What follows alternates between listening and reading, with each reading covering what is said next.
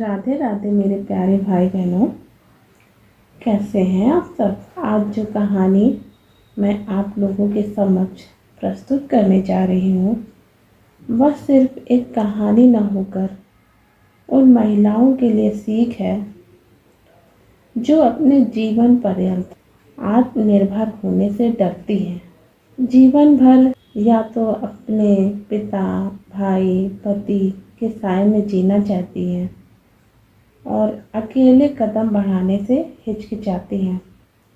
परंतु दोस्तों, जीवन में कभी कभी ऐसा अवसर भी आ जाता है जब इंसान को स्वयं को मजबूत करना पड़ता है। आज की कहानी भी इसी विषय पर आधारित है। तो चलिए कहानी की शुरुआत करते हैं। ढोल नगाड़ों के तेज आवाज के बीच रवि तेजी से भागता हुआ सामने से नजर आ रहा था और जोर जोर से चिल्ला रहा था, माँ माँ कहाँ हो तुम? चलो बारात आ चुकी है, चलकर बारात का स्वागत करो। रवि की आवाज़ सुनकर विद्या जी फौरन रवि के पास आई और दोनों बारात का स्वागत करने नीचे चल पड़े। आज विद्या जी के जीवन का बहुत बड़ा दिन था कि आज उनकी प्यारी बेटी कावेरी की शादी एक बहुत बड़े परिवार में होने जा रही थी। विद्या जी आज बहुत खुश थी कि आखिरकार उन्होंने कावेरी और रवि के पिता के निधन के समय जो खुद से वादा किया था आज वो पूरा होता हुआ नजर आ रहा था। वैसे तो इस बात के कई वर्ष बीत चुके थे, लेकिन विद्या जी को ऐसा देखकर लग रहा था कि मानो कल ही की बात है। विद्या जी के सामने पुरानी यादें फिर से ताजा हो गई।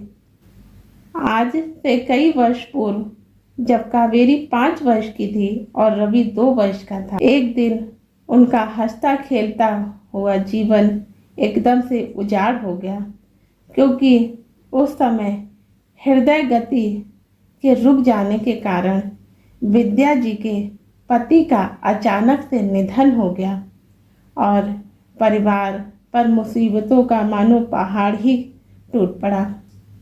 विद्या जी को समझ में नहीं आ रहा था कि अब वे ये 2 छोटे छोटे बच्चे लेकर कहाँ जाएंगी, अब इन्हें कैसे पालेंगी, क्योंकि विद्या जी ने कभी घर गृहस्थी के बाहर की दुनिया देखी ही नहीं थी।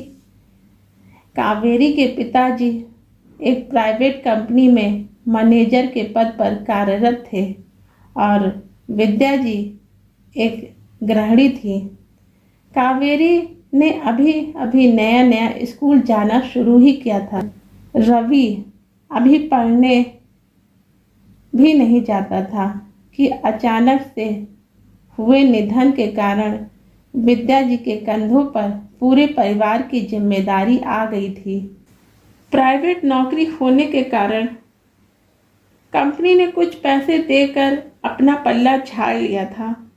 जिस मकान में यह परिवार रहा करता था वह किराए का होने के कारण मकान मालिक ने घर खाली करने का नोटिस दे दिया था। विद्या जी को कोई भी विकल्प नहीं दिखाई दे रहा था, परंतु वह लौटकर अपने मायके भी नहीं जाना चाहती थी, क्योंकि उनके मायके की फाइनेंशियल स्थिति ठीक नहीं थी।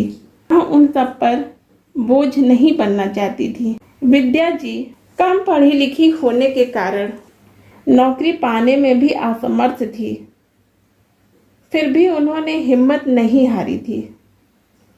उन्होंने अपने आप से यह वादा किया कि चाहे कुछ भी हो जाए कावेरी और रवि को अच्छा जीवन प्रदान करेंगी, उन्हें पढ़ा लिखा कर किसी लायक बनाएंगी। यह फैसला लेने के बाद विद्या जी ने अपने बुलंद हौसलों के साथ अपने बच्चों को लेकर वह मकान खाली कर दिया और एक छोटे से कमरे में रहने आ गई। ऑफिस से मिले हुए रुपयों और अपने कुछ जेवरातों को बेचकर उन्होंने एक टेम्पो खरीद लिया। रोज सुबह कावेरी को स्कूल भेजने के बाद रवि को अपने टेम्पो में बिठाकर फल मंडी ले जाया करती थी और वहाँ बड़े बड़े आढ़तियों का माल उठाकर उनके बताए हुए व्यापारियों तक पहुँचाने लगी। शुरू शुरू में उन्हें बहुत सी कठिनाइयों का सामना करना पड़ा। पुरुष प्रधान मंडी होने के कारण एक महिला को माल लाद कर टेम्पो चलाते देखकर मंडी के लोग उनका बहुत मजाक उड़ाया करते थे। पर धीरे धीरे विद्या जी की लगन और मेहनत को देखते हुए सब कुछ सामान्यता होता चला गया। धीरे धीरे कावेरी के साथ रवि भी स्कूल जाने लगा। विद्या जी को फल मंडी में अब काम करते हुए कई वर्ष बीत चुके थे। अब मंडी के लोग इस तरह एक महिला को काम करते हुए देखकर उनकी बड़ी इज्जत किया करते थे। उन्हें दीदी कहकर बुलाते थे। कुछ ही वर्षों में वहाँ के व्यापारियों ने विद्या जी की अटूट मेहनत और लगन को देखते हुए उनका फल मंडी में काम जमवाने में उनकी मदद की। उन लोगों ने उनको मंडी के अंदर थोड़ी सी जगह देकर उनका संतरे की आढ़त का काम शुरू करवा दिया। अब उनके पास पूरे भारत से माल आने लगा जिसे वह पूरे राज्य में बेचने लगी। देखते ही देखते उनका काम काफ़ी बढ़ गया। कई लोग तनख्वाह पर उनके लिए काम करने लगे। अब विद्या जी एक बड़ी आढ़ती बन चुकी थी। उन्होंने शहर में ज़मीन लेकर एक मकान बनवा लिया था और अभी भी अपने बच्चों को अपने व्यापार में शामिल नहीं किया, बल्कि उनकी पढ़ाई लिखाई के लिए उनको बड़े शहरों के अच्छे कॉलेजों में दाखिला करवा दिया। और विद्या जी ने अपना संघर्ष अकेले ही जारी रखा।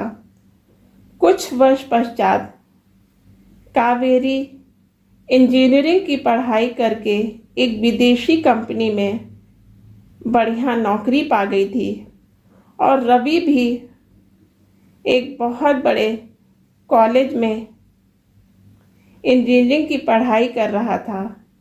विद्या जी ने कावेरी के लिए एक बहुत अच्छे परिवार का रिश्ता ढूंढ लिया था और आज वे कावेरी की शादी बहुत धूमधाम से करवा रही थी।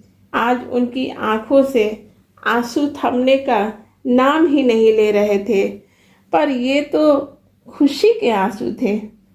पति की अचानक हुई मृत्यु के बाद जो उन्होंने अपने बच्चों के लिए सपने संजोए थे, आज उन्होंने उन सपनों को अपनी मेहनत और हिम्मत के दम पर पूरा करके दिखाया। तो देखा दोस्तों आपने विद्या जी ने किस प्रकार तमाम अभावों के बावजूद भी अपने संघर्ष पथ पर लगातार बिना किसी सहारे सिर्फ अपनी मेहनत लगन के दम पर आगे बढ़ती रही। जीवन में सबसे ज़रूरी होता है अपने पूरे हौसले के साथ पहला कदम बढ़ाना। आगे के कदम तो खुद ब खुद जुड़ते चले जाते हैं, जैसे कि विद्या जी के साथ हुआ। मैंने कहानी में देखा कि विद्या जी के पति की अचानक से मृत्यु हो जाने के बाद अपने पति की मृत्यु हो जाने पर वह शुरुआत में कितना घबरा रही थी कि अब आगे क्या होगा। पर एक बार जो उन्होंने ठान लिया और शुरुआत कर दी तो रास्ते खुद ब खुद बनते चले गए। हम सबको विद्या जी की कहानी से यह सीख लेना चाहिए कि जीवन में विपत्ति आने पर हमें बिल्कुल भी घबराना नहीं चाहिए और नए जोश उमंग के साथ ईश्वर पर आस्था रखते हुए एक नई शुरुआत करनी चाहिए। तो दोस्तों, आपको यह कहानी कैसी लगी? अगर अच्छी लगी हो तो कमेंट्स बॉक्स में बताना मत भूलिएगा। मिलते हैं किसी और कहानी में, तब तक के लिए राधे राधे।